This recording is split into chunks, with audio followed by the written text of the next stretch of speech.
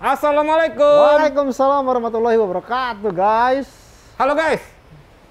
Halo, apa kabar? Kita kembali lagi guys Di preview MotoGP Argentina 2022 di sirkuit Termas de Rio Hondo. sirkuitnya Honda. Enggak, namanya Termas de Rio Hondo. Oh. Meskipun memang ada korelasinya. Sejak 2014 menggelar MotoGP, juaranya memang lebih banyak dikuasai oleh Honda. 4 kali, 3 kali Marquez, sekali Carl Crutchlow. Jadi ya mayoritasnya Honda. Makanya namanya di Hondo. Enggak juga. Itu hanya istilahnya cocok logi. Cocok logi, plesetan. Oke guys. Oh iya bang. Jangan lupa, meskipun kondisi COVID-19 menurun, tetap menjaga prokes, protokol kesehatan. Jangan kasih kendor. Bang, kayak di depan kita nih, jangan kasih kendor nih bang. Iya, apa nih? Ini swing arm dari Kawahara. Namanya Free Fly. Jadi kalau dulu kan kita sering banget ngelihat kalau untuk di drag bike. Oh, drag bike. Ya kan? Ini buat drag bike dong? Enggak juga. Oh, enggak juga. Nah, maksud gue gini, kalau dulu kita di drag bike, itu kan ada lah yang tim-tim dan juga mekanik bikin frame itu bolong-bolong. Kayak begini? Kayak begini. Dibolongin. Itu kan tujuannya kan buat ya apa ya, mereduksi bobot ya. Betul. Biar lebih ringan lagi kan bobotnya. Nah, kalau ini menurut dari Kawahara ya, ini bukan cuma untuk sekadar ya drag bike, tapi bisa dipakai juga untuk motor-motor harian. Karena kenapa? Menurut mereka klaimnya ini dibuat dari aluminium terbaik dengan proses CNC. Jadi aluminiumnya padat bang. Betul.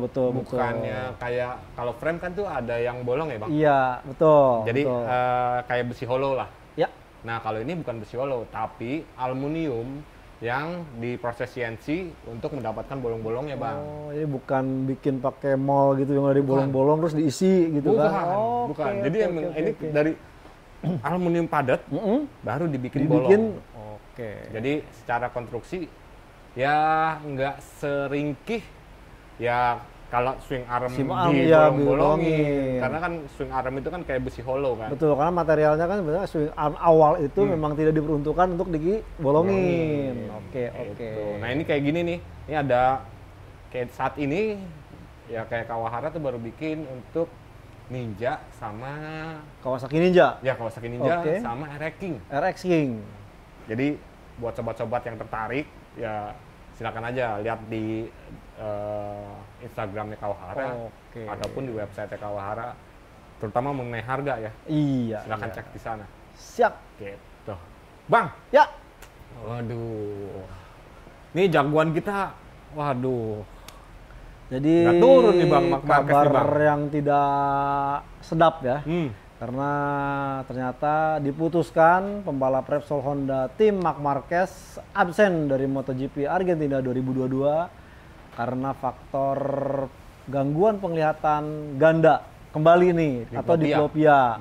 Meskipun ditengarai oleh dokternya kondisinya tidak lebih parah dari kejadian yang sebelumnya saat sebelum MotoGP Algarve di 2021 September kemarin. Ini mungkin ya maksimum sebulan dia istirahat dengan kondisi yang ada. Paling tidak diharapkan di MotoGP Portugal atau ronde keempat nanti sudah bisa mengaspal. Padahal sebelum Portugal itu ada salah satu sirkuit kesukaan dia tuh bang. Iya. Kota. Circuit of the America. Dia tuh serifnya di sirkuit itu gak bakal ikutan. Dari Alex Rins direbut lagi sama dia. Makanya. Aduh. Karena kondisinya kan antara Argentina ke Amerika Serikat tuh hanya selang 1 minggu aja. Itu dia. Tapi untuk Marquez ya semoga cepat sembuh. Ataupun kalau kita mau ngebahas tentang Marquez nanti di video selanjutnya. Di episode yang lain. Jadi sekarang kita membahas Marc Marquez seorang. Ya sekarang mah enggak. Sekarang ini nanti maksudnya gitu. Kalau sekarang kita ya fokus di MotoGP Argentina. Betul. Bang. Jangan ini ada janji kan untuk preview MotoGP Argentina ini apa? Ini dia janji kita kemarin. Topi spesial yang sudah ditandatangani oleh Joan Mir dan juga Alex Rin. Juara dunia MotoGP 2020 dan rekan setimnya Alex Rin. Ini ya dikasih langsung sama sama Joan Mir. Joan Mir. Waktu ya gue lagi sesi meet and greet. Meet and greet di kemarin ya di MotoGP Mandalika ya. Betul. Jadi udah pasti nih otentik ya tanda tangannya guys. Bukan kaleng-kaleng ini, asli. Nah, terima kasih juga untuk Suzuki Indomobil Sales. Oke. Yang sudah mengundang Torres untuk bertemu langsung dengan Joan Mir sehingga dapat ya ini goodie bag spesial nih, goodie spesial. Gitu. Ini buat kalian guys. Ini kita kasih untuk apa bang? Enaknya nih? Enaknya apa ya? Ya tentunya berkaitan dengan performa Joan Mir lah di ya? MotoGP Argentina nih. Karena yang ngasih Joan Mir, jadi kita lebih ke Joan Mirnya nih ya. Oke. Gimana kalau kita kasih apa ya, kuisnya posisi tebak juara deh. Iya, posisi untuk Joan Mir ya. Untuk Joan Mir di posisi berapa dia finish di MotoGP Argentina. Nah, bagi rekan-rekan yang tepat menjawabnya nanti mendapatkan ya. Dan bila ada jawaban yang sama, tentu akan ada proses pengundian.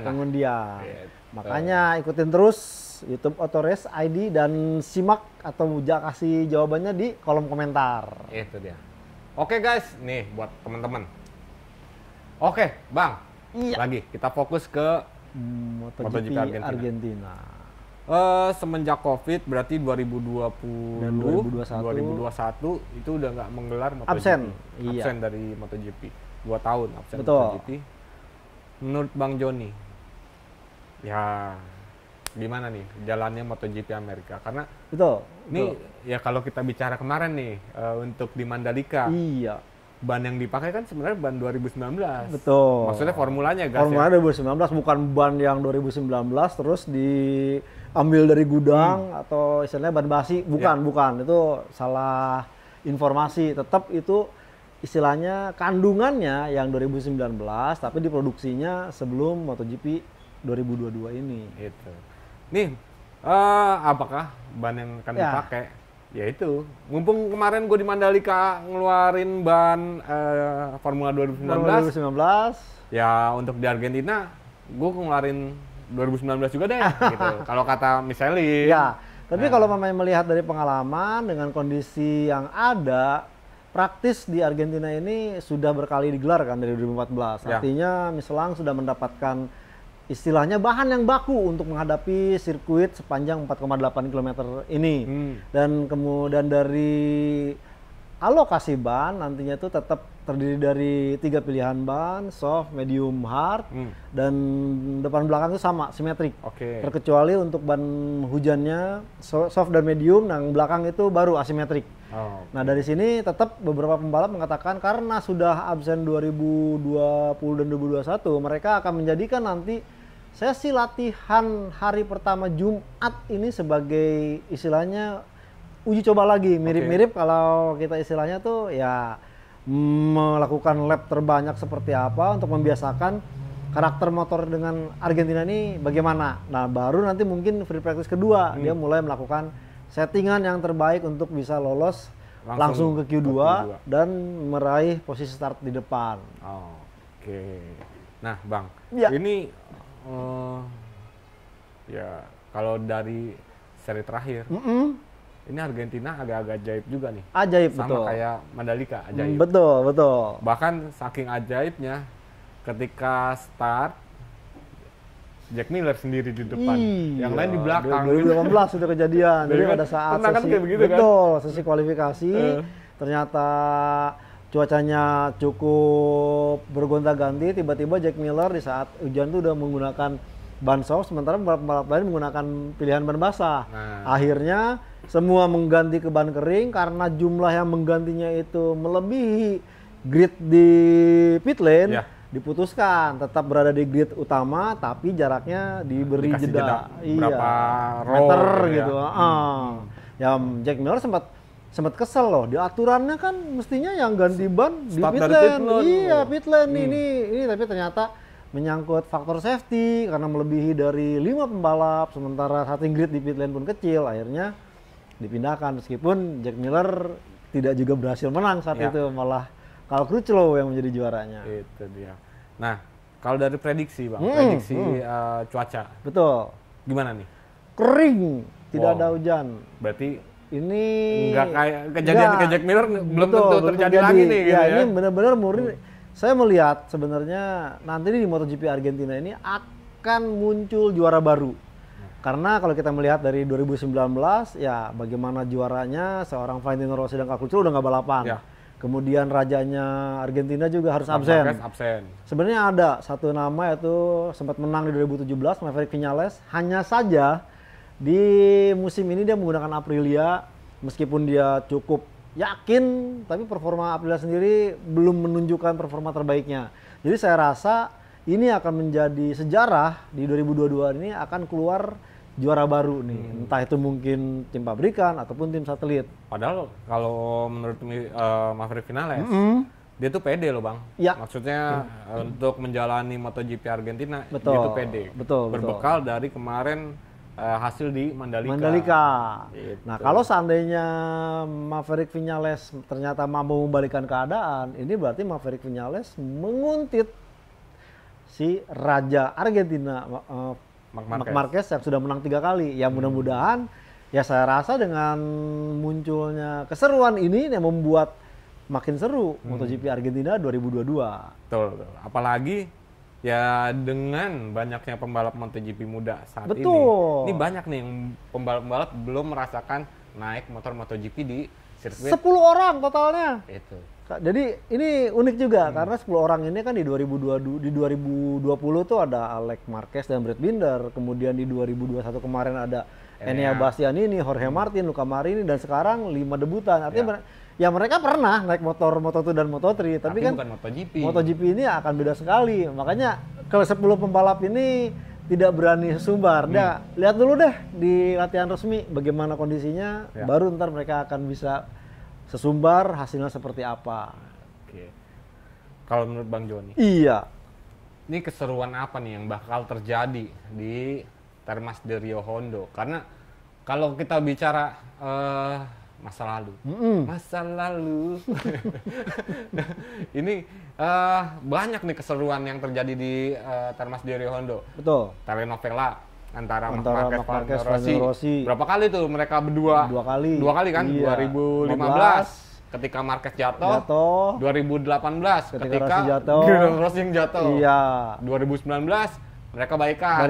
Karena Rossi podium kedua, Marc Marquez juara, Dovizioso ketiga. Gitu. Ini baikan di situ kan. Betul. Nah, kira-kira nih menurut Bang Joni apa nih keseruan yang Jadi ini terjadi? kalau istilahnya menyadur apa yang diungkapkan oleh paling gaik nih Andrea Dovizioso yang kemarin di 2019 podium ketiga. Ya, Andrea Dovizioso juga waktu itu betul. disikat sama teman sendiri. Iya, sama Andrea Iannone rebutan. Jadi kalau kita melihat sebenarnya ini benar-benar akan sangat seru karena pertama Honda RC213V saat ini berbeda dengan saat berjaya di 2019 sebelumnya. Ini motor baru, konstruksi baru, dan bahkan Marc Marquez merasakan bahwa dia harus kembali beradaptasi. Itu pertama. Yang kedua adalah Dovizioso mengatakan bahwa ini Termas de Rio Hondo ini agak-agak sedikit istilahnya pro ke Yamaha karena layoutnya tidak terlalu banyak straight pun ada 1 km, tapi pengeremannya dahsyat banget, tikungan 5. Jadi benar-benar Dovizioso mengharapkan bahwa kemampuan atau kelebihan Yamaha ini bisa dimanfaatkan, meskipun seorang Fabio Quartararo menyanggahnya, enggak juga, ini tetap akan jadi hal yang sulit. Tapi itu kan kalau kita melihat dari pengalaman dan juga kacamata seorang pembalap paling veteran, saya rasa Yamaha akan punya kesempatan untuk bisa bangkit. Apakah itu dari Fabio Quartararo, apakah itu dari Franco Morbidelli dan juga Andrea Dovizioso. Nah kemudian mungkin di kubu yang kemarin menang nih, KTM. Ini kita akan melihat karena KTM di musim-musim sebelumnya agak kesulitan. Namun kan kemarin dia sudah menunjukkan bahwa kemampuan menikung mereka seperti yang diumbar oleh Brad Binder adalah sudah sangat lebih baik. Bila dulu harus melakukan pengereman sampai depan dan belakang, sekarang tanpa menggunakan rem depan pun motornya udah kayak nurut memasuki tikungan. Dan yang paling utama adalah Ducati yang menurunkan banyak pembalap. Karena dari ya hitungan kemarin nih ya seorang Paolo Ciabatti dan juga Davide Tardozzi mengatakan bahwa ini memang bukan sirkuit Ducati, tapi ya entah dengan pengembangan yang ada nantinya. Bayangkan 8 pembalap, kemudian talenta yang ada, seorang Francesco Bagnaia masih penasaran karena 3 kali dua ronde sebelumnya kurang begitu bagus. Menghasilkan ya poin pun 1 ya. Betul. Di Mandalika. Jack Miller masih penasaran 2018. Kemudian Enea Bastian ini ya saya harapkan ya ini menjadi suguhan yang sangat seru, menarik, dan dari awal mungkin start sampai akhir nanti berduel hingga balapan selesai karena diprediksi tidak ada hujan, artinya benar-benar ini full dry race. Karena sebelumnya Argentina itu kan ya flag to flag, entah kadang-kadang di awal-awal mesti ada informasi hujan atau apa, ini agak menyulitkan. Nah harapannya kita akan tunggu nih, apakah akan keluar juara baru dari nama-nama selain pemenang sebelumnya, atau justru ya seorang Maverick Viñales tiba-tiba memberikan kejutan dengan motor Aprilianya ini yang wakal dan patut ditunggu dan wajib menonton MotoGP Argentina 2022 dari awal sampai habis.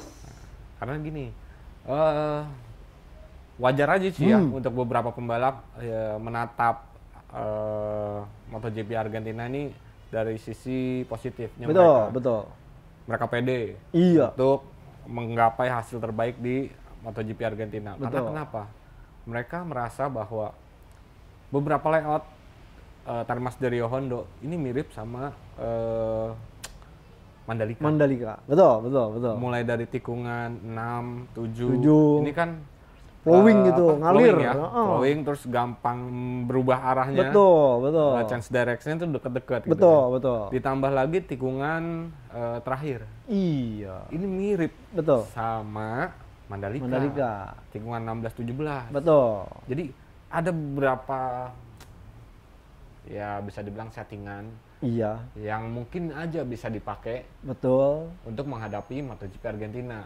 Terutama ketika di Mandalikanya settingannya settingan kering ya. Betul. Kalau settingan basah sih ya nggak mungkin pasti. Ya mungkin juga, tapi kan karena nggak ada cuacanya. Cuaca nggak hujan, nggak ya? kepake. Dan jangan lupa, ya ban kemarin Mandalika kan berbeda karena faktor tanda petik pengaspalan ulang di tikungan 17 sampai 5 ini membuat Michelin harus istilahnya ya bersusah payah memprediksi takutnya kenapa-napa, makanya mendatangkan ban konstruksi 2019. Kalau yang sekarang ya mirip-mirip dengan sebelumnya, tinggal bagaimana nih pembalapnya memilih atau mencari settingan terbaik mulai hari pertama hari Jumat besok. Karena kalau yang dipakai di MotoGP Argentina kayaknya ban baru ya. Betul. Bukan ban yang kemarin di Mandalika ya. Lawang aspalnya nggak berubah kok. Dan itulah tadi kalau kita lihat kan ya meskipun sempat di 2021 kejadian kebakaran, itu tidak sampai istilahnya mempengaruhi konstruksi aspal. Jadi dari 2014 kemudian mengalami sedikit perubahan, nah sampai sekarang ya tidak sampai di otak-atik tuh si aspalnya. Oke, ternyata begitu guys. Itulah beberapa keseruan yang mungkin nanti akan terjadi di MotoGP Argentina 2022. Sekarang kalau kita bicara tentang prediksi. Menurut Bang Joni, siapa pembalap yang berpeluang untuk menang di MotoGP Argentina? Kalau melihat hasil kemarin dengan kondisi yang ada dan juga komposisi pembalap yang saat ini minus Marc Marquez, saya melihat mungkin Fabio Quartararo, Franco Morbidelli, dan besar kemungkinan juara MotoGP Mandalika kemarin Miguel Oliveira. Oke. Jadi Ducatinya nggak ada yang mau Ducati saya masih ya karena sempat apa yang dikatakan oleh pihak manajemennya dan juga beberapa pembalap bahwa emang Ducati ini emang sirkuit Termas di Rio Hondo ini bukan sirkuit yang cocok dengan motor Ducati. Tapi siapa tahu kemarin yang di Jerez, betul, yang jelas-jelas itu bukan sirkuitnya Ducati. Betul. Ducati berjaya di situ kan. Siapa tahu tuh. Ya, kita akan melihat nih. Yang penting pastinya sih kedua pembalap cukup optimistis, baik Jack Miller maupun Bagnaia dari skuad pabrikan, sementara Enea Bastianini, kemudian juga Johan Zarco dan Jorge Martin juga penasaran nih untuk bisa meraih hasil yang terbaik. Cuma kan itu tadi handicap dari Jorge Martin, Enea Bastianini dan juga pembalap Luca Marini, Bezzecchi, bahwa mereka belum pernah menunggangi motor MotoGP di sirkuit Termas de Rio Hondo. Ini akan ada proses yang mesti dilakukan. Mungkin ya kecuali kalau pemain di Termas de Rio Hondo ini ada sesi uji coba 2 hari, mungkin mereka akan langsung bisa menemukan settingan yang terbaik. Ini artinya dia harus mengorbankan hari pertama mencari settingan terbaik, baru kemudian di free practice kedua mereka akan berusaha hasil yang sebaik-baiknya plus untuk bisa lolos, karena free practice kedua ini akan menjadi referensi buat mereka bagaimana mendapatkan setting di saat balapan nanti. Oke, itu ya, itu prediksi. Quartararo, Morbidelli. Yang gue mau tanyain adalah Bang, kenapa Quartararo? Ya, Quartararo dengan hasil kemarin itu di kondisi yang hujan dan dia secara gamblang mengatakan buset, sangat-sangat luar biasa berhasil menang podium pertama kalinya di balap full wet. Ini menambah keyakinan dia bahwa ternyata Yamaha M1 saat ini meskipun dia tanda petik masih belum terpuaskan dengan top speednya, dia udah bisa menemukan, oh ternyata bisa mampu tampil apik di kondisi hujan yang notabene ya kita juga sempat istilahnya meremehkan Fabio Quartararo tampil di basah. Nah ini menjadi modal penting buat Quartararo, dan dia juga satu hal, ingin namanya tertulis di daftar pemenang MotoGP Argentina. Itu sudah jadi tekad dia. Jadi kemarin itu ya saya melihat apa yang diungkapkan Dovizioso dengan karakter sirkuit 14 tikungan ini, 5 kiri 9 ke kanan, ini cukup sedikit membuat benefit buat Yamaha M1, dan itu dibuktikan kan Rossi pernah menang, Vinales pernah menang, dan mungkin ini menjadi modal tersendiri buat Quartararo, apalagi ya mumpung rival terberatnya saat ini harus absen. Nah, sementara Morbidelli yang kedua ini teman rekan setimnya, Morbidelli udah mulai mendapatkan istilahnya link atau keterkaitan chemical chemistry antara Patrick Primer dengan Dovizioso dengan si Morbidelli dan motornya, dia mulai klop nih, dan dia yakin dengan pengalaman dia pernah juara juga di Moto2 di sirkuit Argentina ini bisa memberikan hasil yang terbaik. Miguel Oliveira ya itu tadi dengan orang-orang tidak menduga, sepertinya karakter motor KTM RC16 ini yang juga sudah mulai apik melibas tikungan cepat dan flowing. Ya kita ingat Catalunya dia pernah menang, dan ini sepertinya bisa dijadikan modal penting buat seorang Oliveira yang kemarin menang. Dan jangan lupa nanti prediksi kan kering nih. Ini kemungkinan bisa membuat KTM unggul terkait dengan pilihan ban. Seandainya suhunya stabil dan kering, dia bisa tampil menggunakan ban lebih keras yang menjadi benefit buat si RC16. Kenapa bukan Brad Binder? Jadi kalau saya melihat seorang Brad Binder ini adalah pembalap yang kadang sudah persiapannya matang, tapi sayang faktor lucknya kurang begitu mendukung. Kita ingat bagaimana di Qatar dia tidak begitu yakin, tapi kemudian dia berhasil melakukan start bagus, berhasil podium. Nah kemarin di Mandalika dia sebenarnya yakin, tapi sayangnya ya itu red head device-nya bermasalah. Problem kena kurang beruntung karena red head device-nya nggak bisa kembali ke asal. Tapi kalau kita melihat dua pembalap Brad Binder dan Miguel Oliveira, satu yang mesti jadi garis bawahnya adalah seandainya nih Brad Binder dan Miguel Oliveira start bagus, mungkin hasilnya akan lebih baik. Nah tinggal nih bagaimana nanti di kualifikasi, baik Miguel Oliveira dan Brad Binder setidaknya mungkin bisa lolos langsung ke Q2, kemudian dia mencoba time attack dan juga simulasi balapan, serta berhasil kualifikasi start mungkin di 3 baris terdepan deh. Seandainya itu bisa istilahnya dijadikan kebiasaan, konsisten di setiap ronde, ini bukan tidak bisa menutup kemungkinan Miguel Oliveira atau Brad Binder malah memberikan kejutan di setiap rondenya, tidak hanya nanti di MotoGP Argentina 2022 ini. Nah, Bang, pertanyaan terakhir tapi saya mau minum dulu nih, Bang. Haus, guys. House. Kopi aren khas kawan sekopi. Kawan sekopi. Salah. Nih, Bang. Kan tadi kita udah bahas beberapa pabrikan lah ya. Iya. Yang gue mau tanyain adalah kenapa bukan Suzuki, Ya. melainkan Yamaha? Betul. Karena gini, Betul. ini guys Suzuki. Betul. Saya jadi Ini. ingat. Ya, setuju. Kalau kita bicara tentang top speed, Udah mulai meningkat.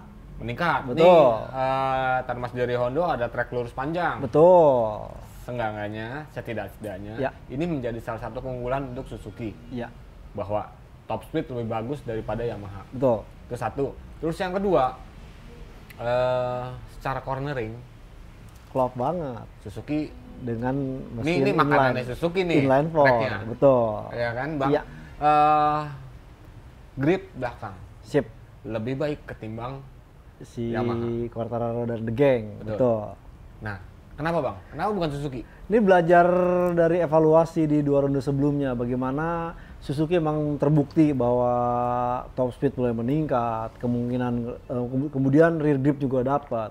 Cuman yang masih menjadi tanda tanya adalah Suzuki belum bisa mengejawantahkan atau mewujudkan performa istilahnya time attack dia Untuk kurang di begitu QTT-nya ya. untuk QTT karena mereka lagi-lagi harus start di posisi yang kurang menguntungkan. Seandainya dia bisa lagi-lagi seperti sama halnya dengan KTM nantinya di start di posisi 3 besar, mungkin ini akan menjadi hal yang sangat mungkin Suzuki akan berbicara banyak di MotoGP Argentina. Nah, Mungkin aja bisa menang, juara, ataupun ya seenggaknya podium. podium ya, pokoknya Joan Mir dan juga Alex Rins tugas utamanya adalah bagaimana memformulasikan GSX RR yang sudah memiliki keunggulan dibanding Yamaha M1 ini, yaitu adalah time attack-nya.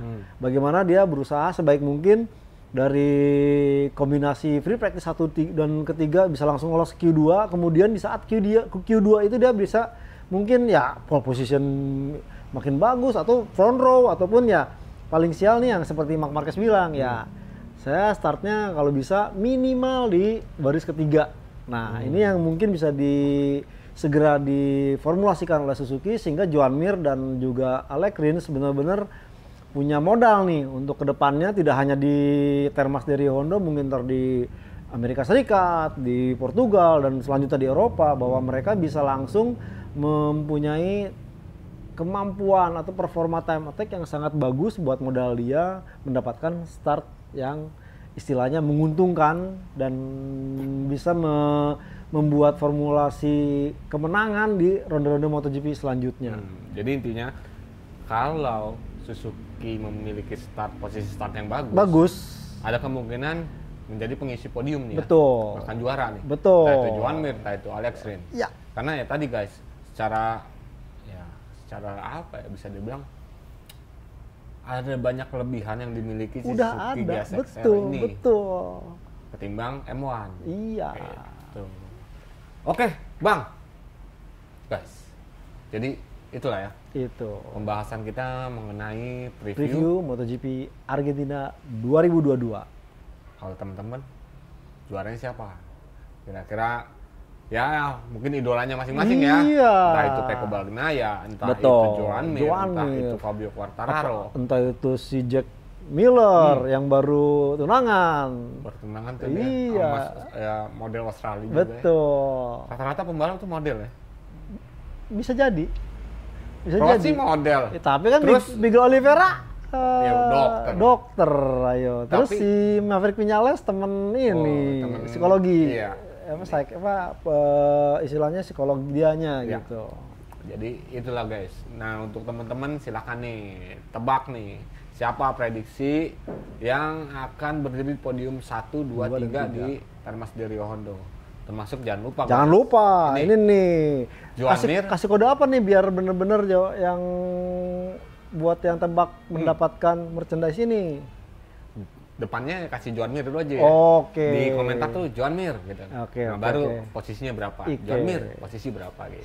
Siap. Nanti pemenangnya akan kita umumin di review ya. Review langsung. Review langsung ya. Langsung ya, nggak usah nunggu lama-lama ya. Lama-lama lah, kasihan teman-teman pasti Siap. juga udah pengen make nih. Keren, Bor. Tuh, waduh. Ntar lah buat teman-teman nih. Tuh. Oke, Bang. Siap. Saya Kabudiansyah dari Autorest ID dan juga gridauto.com. Mohon pamit, guys. Dan saya Joni Lono Mulia dari motorplusonline.com. Turut pamit. See you guys. Sampai jumpa. Assalamualaikum. Assalamualaikum warahmatullahi wabarakatuh.